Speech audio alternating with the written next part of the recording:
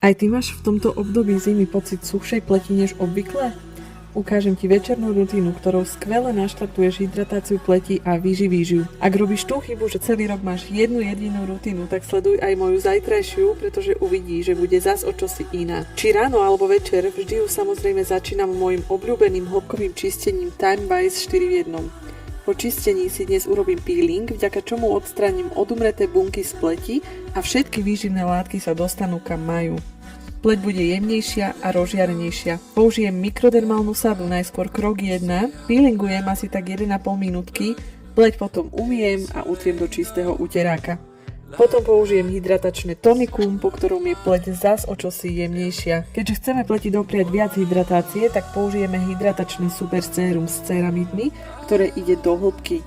Potom použijem z mikrodermálnej sady krok 2, a teda upokojujúce sérum, ktoré zároveň minimalizuje pory. Potom si nanesiem tento naozaj skvelý krém proti mimickým vráskam, ktorý má podobné účinky ako pri aplikácii botulotoxínu, avšak bez invazívnych zásahov. Už po 4 až 8 týždňoch môžete vidieť úžasné výsledky. Potom si nanesiem nočný obnovujúci gel, ktorý vďaka špeciálnym mikroguličkám podporí prirodzený proces nočnej regenerácie pleti. Na očné okolie nanesiem očný krém Time Wise so zapudreným resveratrolom v tenučkej vrstve, nie príliš blízko oka. No a nezabudnem ani na pery, na ktoré nanesiem úžasný balzam zo setu saténové pery, ktorý obsahuje bambucké maslo a pery sú naozaj krásne zhydratované.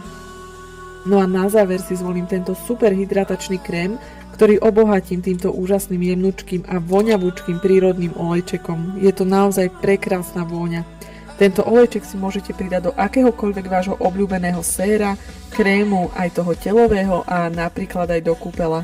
Nakoniec to prestriekam touto termálnou vodou a hotovo. Ak sa mi tej hydratácie stále zdá málo, doprajem si ešte pár špeciálnych krokov, no o tých viac v ďalšom videu.